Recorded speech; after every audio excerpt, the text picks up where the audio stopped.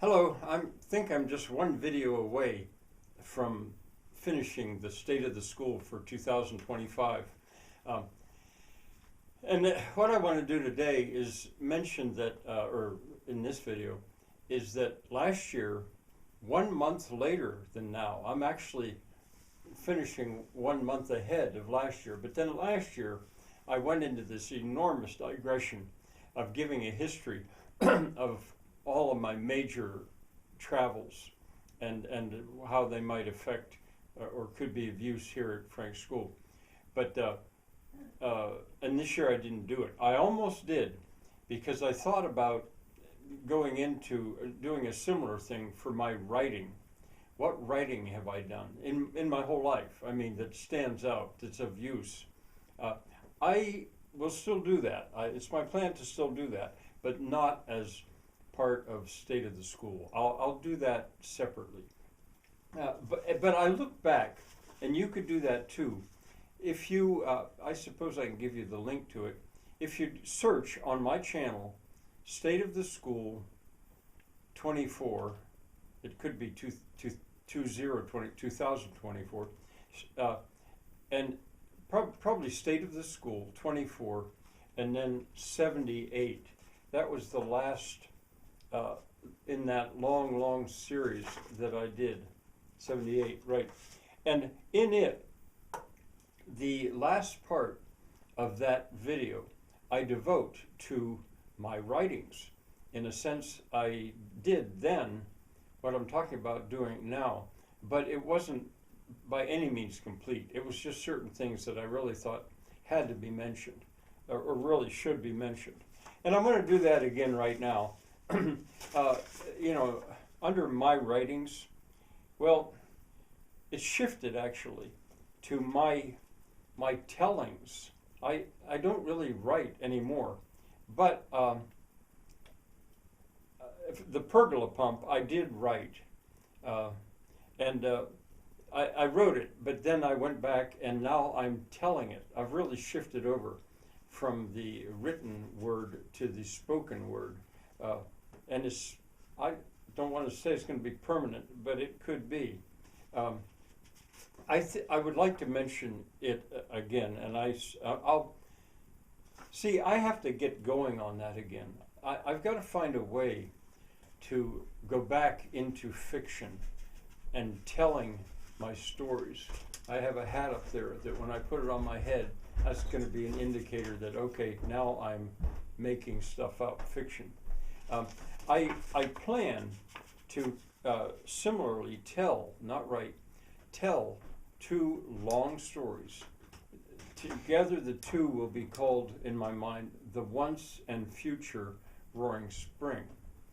And The Once Roaring Spring, I'm not sure what I'll call it yet, but it'll be set in 1940, more or less, and it'll basically be based on my uncle, Frank Bradley Camp, who was killed in World War II, and I think it was 1943.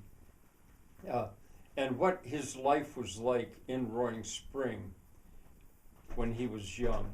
That's and he won't be the only one. If I can, I'm going to weave into that story the story of another young man who was similarly from Roaring Spring, who was killed very early in World War II.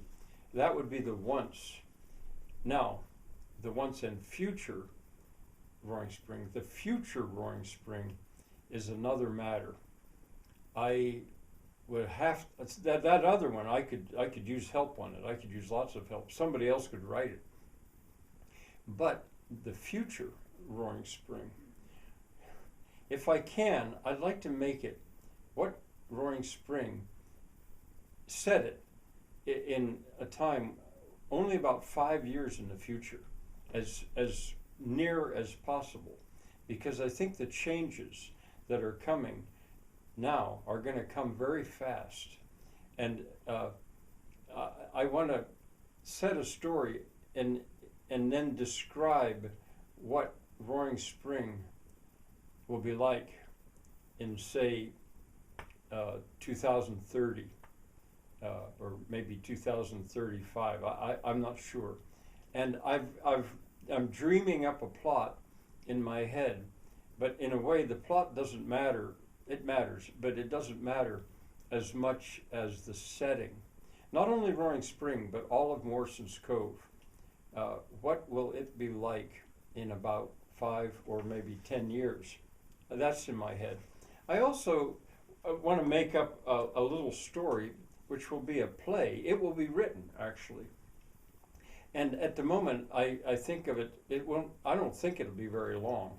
I think it'll be called The Land of Love and Delight.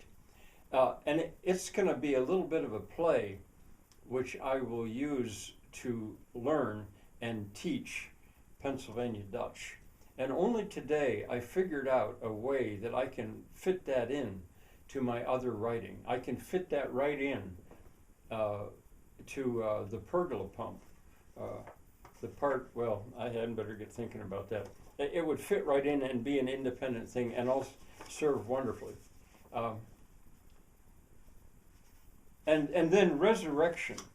Now, that's that screenplay that I wrote. I also called it Hope for a while, but I think I'd stick to Resurrection. That there's been a long pause on that, but it's ready to come back. And I suggested earlier that with my new relationship with Catolé de Rocha in Brazil, and my acquaintance with some young, very capable people there, and some old, very useful people there too, I can imagine that movie actually being made. The big stopping point now involves finding a musician who's skilled enough to write the modulations and transitions between the various themes, because the movie is wordless. The soundtrack is critical. In a lot of ways, that movie will be like a ballet, where the music doesn't change in a ballet, but the staging of it is changed all the time. Well, this could be staged many places, but it looks to me like there are the ingredients to be able to stage it for the first time in and around, mostly near Catolé de Rocha. So there's that. And I think finally I can end this now, because all I want to say here at the end is that I have a mantra, I think you'd call it, that I keep saying to myself, and I find it very useful. I say it to myself at least once a day, sometimes many times a day. I thought of it, is it a litany? Not exactly, but I think it would qualify as a mantra. I just repeat it to myself, and it goes like this. It's a school. That's all. It's a school. Frank's school is not to be something that's all finished and done, and there it is, we finally accomplished it. No, it's a school. And it's working all the time. It's working now. I'm learning, I'm teaching. It's been working as a school for, I don't know, 10 years, if not 50. It's a school. And it comforts me, because I realize that if things go wrong, or I don't get something done, or I make a big mistake, after all, it's a school. And I've added to it recently a little bit more. I say to myself, it's a school, and what a school.